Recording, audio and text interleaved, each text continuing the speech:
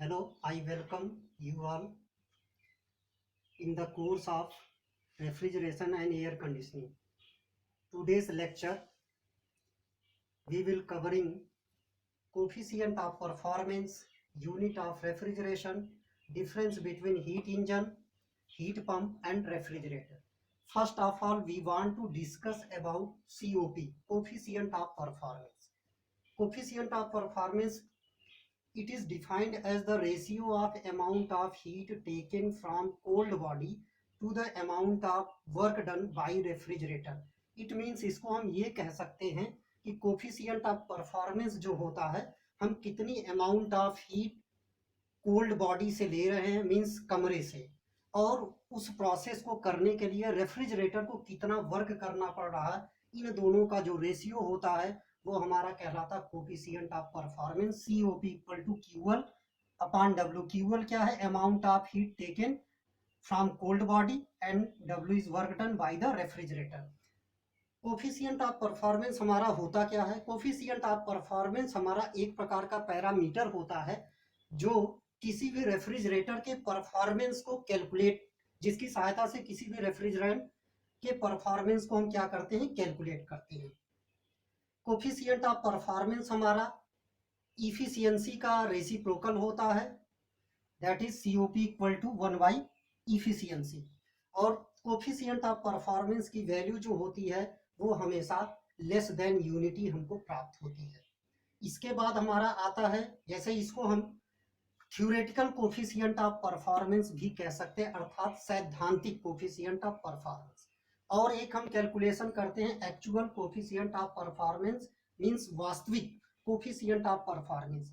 इन दोनों का जो रेशियो होता है, it means the ratio of actual coefficient of performance to the theoretical coefficient of performance are called relative coefficient of performance. इसको हम एक एग्जांपल की सहायता से समझ सकते हैं, जैसे एक्चुअल और थ्योरेटिकल कोफिशिएंट ऑफ परफॉर्मेंस में क्या अंतर होता है। एक्चुअल जो वैल्यू होती है, इसकी वैल्यू हमेशा थ्योरेटिकल से हमको कम प्राप्त होती है, कारण कि यहाँ पर कुछ ना कुछ लॉसेस हो जाता है।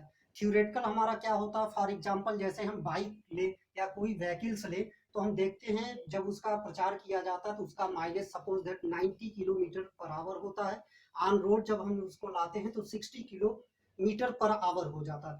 होता क्या है, जब हम रोड पर उसको लाते हैं तो कुछ ना कुछ लॉसेस हो जाता है। सेम वही कॉन्सेप्ट हमारा यहाँ भी है। In case of theoretical there is no losses, in case of actual there are some losses. Therefore the actual value is always less than the coefficient of performance, always less than unity। Actual coefficient of performance और theoretical coefficient of performance की हम बात कर रहे थे। Actual coefficient of performance हमारा जो होता है, it is always less than theoretical coefficient of performance. ठीक, इसके बाद हम बात करते हैं unit of refrigeration, means refrigeration का मात्रक क्या होता है। जनरली जो रेफ्रिजरेशन का मात्रक होता है उसे हम कैपिटल TR से रिप्रेजेंट करते हैं। Capital TR means ton of refrigeration. Ton of refrigeration क्या होता है?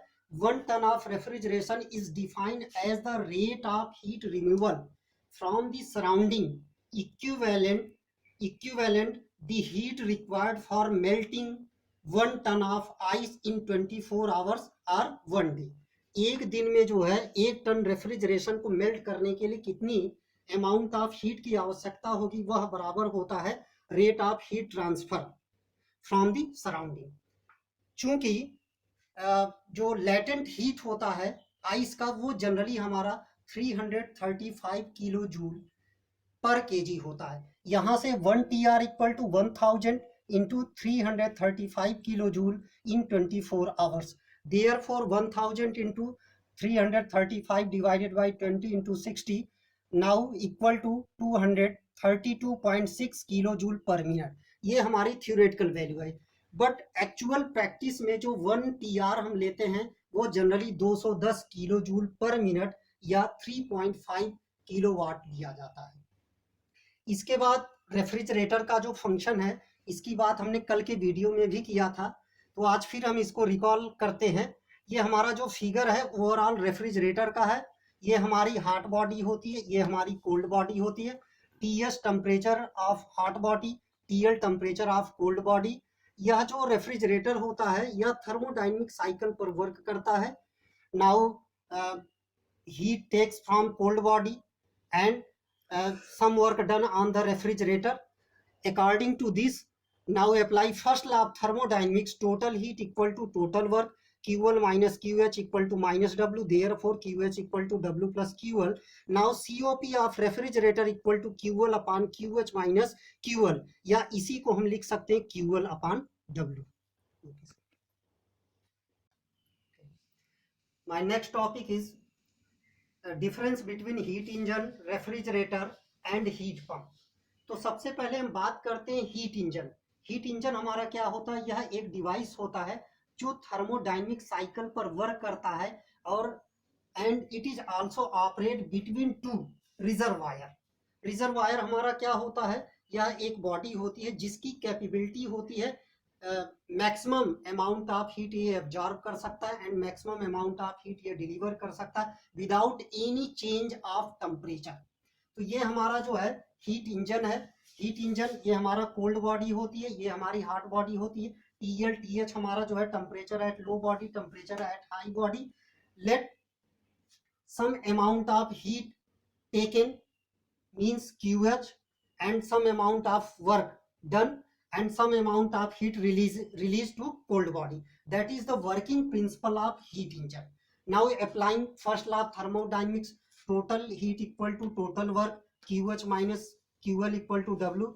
Now जो हीट इंजन होता है इसका जो परफॉर्मेंस होता है इफिशियंसी के फॉर्म में निकालते हैं। Efficiency of heat engine equal to work done by the heat engine and heat given by this system.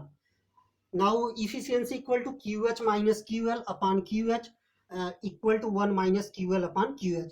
ये ओवरऑल जो फंक्शन या वर्किंग प्रिंसिपल दिखाया गया ये हीट इंजन का दिखाया गया। इसके बाद हम बात करते हैं reverse heat engine. Reverse heat engine हमारा क्या होता है, सेम एज हीट इंजन, केवल हम करते क्या है, all direction will be change. Direction को आप देखेंगे तो यहाँ पर चेंज कर दिया गया है, बाकी सब सारी चीजें हमारी सेम होती हैं। Temperature at low body, temperature at high body. Reverse heat engine को ये रिप्रेजेंट कर रहा है। Some amount of heat taken from low body and work done by the system and some amount of release to the atmosphere. अब from first law of thermodynamics, total heat equal to total work, QL minus QH equal to minus W, QH equal to W plus Q। अब यहाँ हम बात करते हैं जो हमारा reverse heat engine होता है यह दो प्रकार का होता है।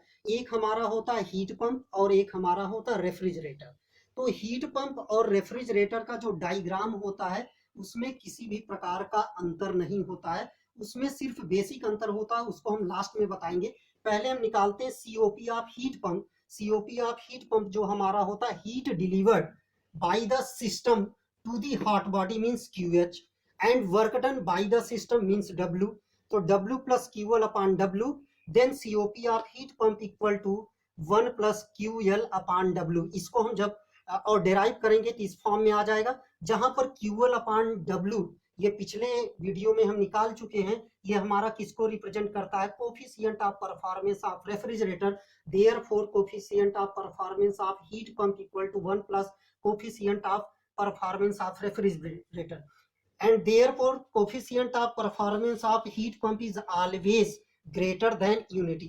अब हम बात करते हैं क्या बेसिक डिफरेंस होता है हीट पंप और रेफ्रिजरेटर। जो हमारा होता है रेफ्रिजरेटर हमारा वर्क करता है कोल्ड बॉडी और एटमॉस्फेरिक टेम्परेचर के बीच में, जबकि हमारा हीट पंप जो होता है वो कोल्ड बॉडी और हॉट बॉडी के बीच में काम करता है। दूसरा डिफरेंस हमारा ये होता है रेफ्रिजरेटर का प्रयोग जनरली हम समर के टाइम में करते हैं कमरे को ठंडा करने के लिए, जबकि हम हीट पंप का यूज जो करते हैं वो ठंडक के टाइम में कमरे को गर्म करने के लिए करते हैं।